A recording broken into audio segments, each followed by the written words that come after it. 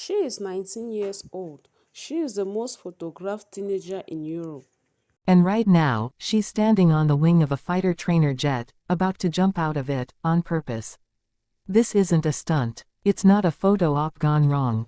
It's mandatory. By law, before she can ever wear the crown of Spain, this woman has to survive things most royals never even get close to. Live fire exercises, weeks at sea with no contact with home, and a free fall from thousands of feet in the air. Her name is Leonor. One day, she will be Queen of Spain. And almost nobody outside of Spain knows what she's actually been put through to get there.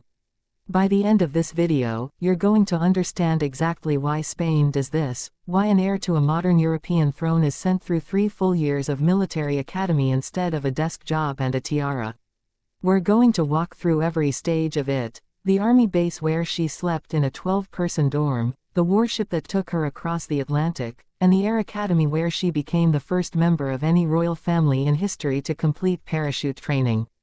And at the end, we'll get into the real question everyone's asking: is this actually about defending Spain, or is it about something else entirely? Stick around, because stage 2 of this training is the part most people get completely wrong. To understand why this matters, you need to understand who Leonor is. She's the eldest daughter of King Felipe VI and Queen Letizia, and under Spanish succession law, she is next in line for the throne, the Princess of Asturias, heir presumptive to a monarchy that's over 1,000 years old. For most of her childhood, she lived the version of royal life you'd expect: private school, language lessons, the occasional ribbon cutting. Then in 2023, after finishing her international baccalaureate at a college in Wales, the Spanish royal household made an announcement that surprised a lot of people, even inside Spain. The princess wasn't going straight to university. She was going to military academy. Not for a ceremonial visit. Not for a photo with some soldiers. 3 full years, across all 3 branches of the Spanish Armed Forces, Army, Navy, and Air Force, exactly the same path her father had walked decades earlier. The palace's official reasoning was that this kind of training builds the discipline and leadership a future head of state needs, and prepares her for the role she'll eventually hold as Commander-in-Chief of Spain's military. That's the polished version. But once you look at what actually happened over the next 3 years, you start to realize this wasn't really about ceremony at all. It started in a city called Zaragoza. In August 2023, a car pulled up to the General Military Academy in Zaragoza, and 17-year-old Leonor walked in not as a princess, but as a cadet. From that point on, official records and instructors referred to her one way: Cadet Bourbon Ortiz. No titles inside those walls. Here's the part that surprises people the most: she didn't get a private room. She lived in a shared dormitory with 11 other women, on the same schedule, eating the same food, doing the same physical training as everyone else in her class. And the physical side of it was brutal. She took part in grueling mountain maneuvers in the Soria region, multi-day exercises involving long marches, weapons handling, and live field tactics in rough terrain. This is a teenager who, a few months earlier, had been giving speeches at royal ceremonies. Now she was crawling through mud with a rifle.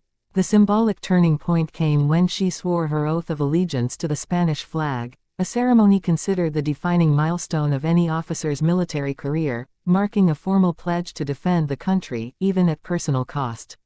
For Leonor, that oath carried extra weight. Because she wasn't just becoming an officer. She was making that promise as the future head of state. By the time her first year wrapped up in mid-2024, she'd earned the Medal of the Cortes of Aragon and the Medal of Aragon, plus the title of Honorary Citizen of Zaragoza. At the closing ceremony, visibly emotional, she told the crowd that what she'd experienced there had gone far beyond what she expected when she arrived, and that the place had come to feel like home. That's chapter 1 done. Army training, complete. But Zaragoza, it turns out, was the easy part. Because next, she was sent out to sea, for real. In August 2024, Leonor arrived at the Naval Military Academy in Marin, on Spain's northwestern coast, to begin her 2nd year of training as a midshipman. The royal household shared footage of her arrival, stepping off a vehicle in full naval uniform, signing the Academy's Book of Honor, before being formally admitted alongside her new class. The naval phase had 2 parts. First, classroom and base training at Marin through the winter. Then, the part that really separates this from a typical royal duty, time aboard the Juan Sebastián del Cano, a four-masted training tall ship that takes officer cadets on long transoceanic voyages. Picture that for a second. This is a sailing ship, not a luxury yacht, a working training vessel, where cadets climb the rigging, stand watch in rotating shifts, and live in close quarters for weeks at a time, often with limited communication back to shore. For a public figure who'd spent her entire life under constant media attention, that level of isolation and routine was, in its own way, just as demanding as the physical drills in Zaragoza. By the time her naval year ended, she'd added the Gold Medal of Galicia to a growing list of honors tied to each region she trained in, and she'd taken part in the formal Navy commissioning ceremony, where she was sworn in alongside the rest of her graduating class. 2 branches down, 1 left to go, and it's the one that ended up making history. September 2025, Leonor arrives at the General Air and Space Academy in San Javier, in the Murcia region, to begin her 3rd and final year of training. On day 1, cameras caught her climbing straight into the cockpit of a training aircraft, and she told the assembled cadets that she was beginning the 3rd stage of her military training at that academy. Over the following months, her training included flight instruction on Pilatus PC-21 trainer aircraft, the same advanced turboprop used to prepare future fighter pilots.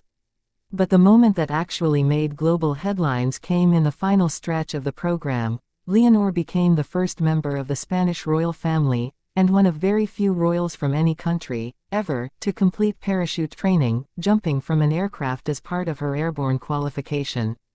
Think about the optics of that for a second. This isn't a monarch's child posing next to a plane for a photo. This is the future head of state, strapped into a parachute rig, jumping out of the sky, because the law that governs her training required it.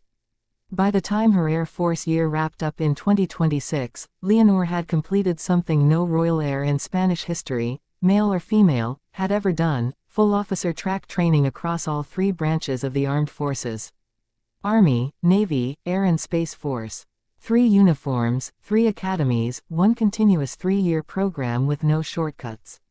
And along the way, the honors kept stacking up: the Grand Cross of Military Merit, the Grand Cross of Naval Merit, on top of the Grand Cross of the Order of Charles III she'd already received on her 18th birthday, and the Order of the Golden Fleece, the oldest and most prestigious honor tied to the Spanish crown itself. So now the training's done. Which brings us to the question that actually matters here: why put a future queen through all of this in the first place? Here's the part most coverage of Leonor skips over. Under the Spanish Constitution, the king, and eventually the queen, holds the formal title of Commander-in-Chief of the Armed Forces. That's not symbolic language, it's a real constitutional role. And the royal household's own reasoning was blunt about it: this training reinforces the capacity for service and dedication that role demands, and prepares her for the representational duties she'll carry as heir, and eventually as monarch. Compare that to how most modern monarchies handle their heirs. A lot of European royal heirs get a university degree, maybe a short ceremonial military stint, and call it preparation. Spain didn't do that. Spain put its future queen through the exact same multi-year officer pipeline as anyone else entering its armed forces: no shortcuts and no separate track. And there's a bigger context here too. Leonor became legally eligible to take the throne the moment she turned 18 and swore her oath to the Constitution back in 2024. Meaning, technically, she could already step in if she ever had to. But constitutionally eligible and genuinely prepared are 2 very different things. The military training was Spain's answer to that gap, a deliberate, multi-year process designed to make sure that if she's ever called on to lead during a crisis, she isn't walking in cold.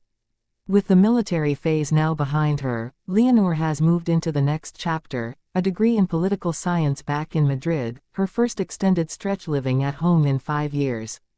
But by every account from people who watched her go through it, those 3 years in uniform changed how the Spanish public sees her. She didn't become queen in waiting because of a title. She earned a version of that trust the hard way, in a dorm in Zaragoza, on a ship in the Atlantic, and in free fall over Murcia. So next time you see a headline about a future king, or future queen, somewhere in Europe, ask yourself what they actually had to go through to earn that title, because in Leonore's case, the answer is, more than almost anyone expected. If you found this as wild as I did, hit subscribe, because next week, we're covering the one European royal tradition that's even stranger than mandatory military service, and almost nobody outside that country has heard of it.